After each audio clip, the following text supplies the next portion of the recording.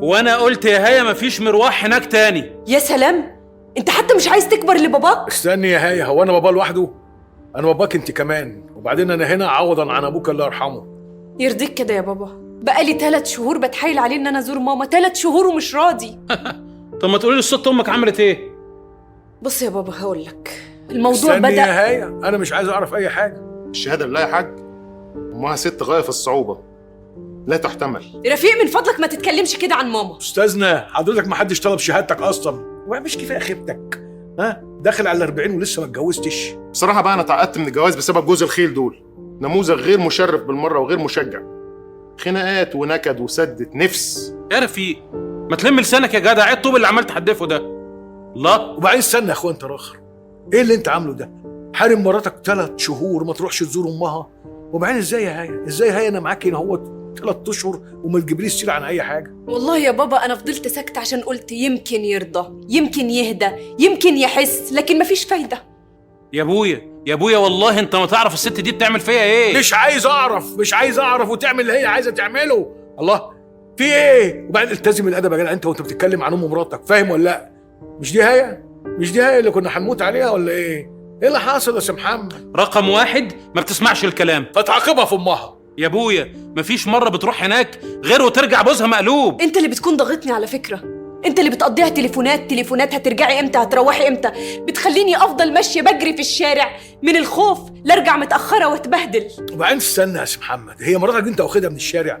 وبعدين هي كانت فين؟ لا كانت في كازينو ولا كانت في كاباريه، كانت عند امها. عارف يعني ايه امها؟ يعني يا ابويا تيجي براحتها وتنزل براحتها، مش راجل في البيت انا يعني؟ ما هي الرجوله بقى انك انت تخوفها، ها؟ الرجوله انها تجري تتمرمط في الشوارع عشان انت ما تبهدلهاش، الرجوله انك انت تحرمها من امها. واضح ان انا قصرت في تربيتك. دي الحقيقه يا حاج. انا اصلا قصرت في تربيتكم انتوا الاتنين.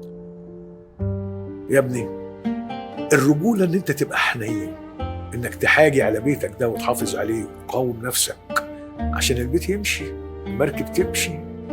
وبعدين تراعي مشاعر واحاسيس بنت الناس ديت عشان تحبك بدل ما تكرهك وتدعي عليك.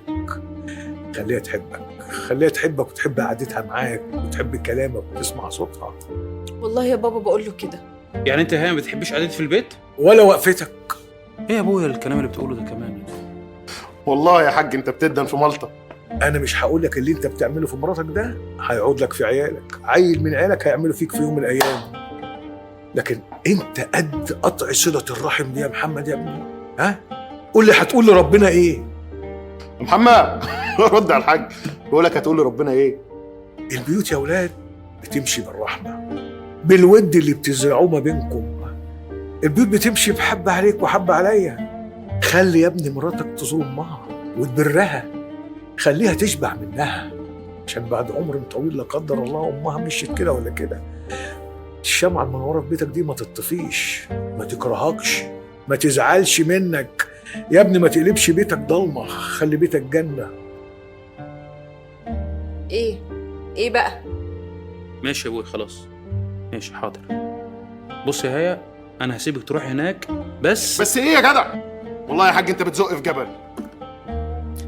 ربي لا أسألك رد القضاء بل أسألك اللطف فيه.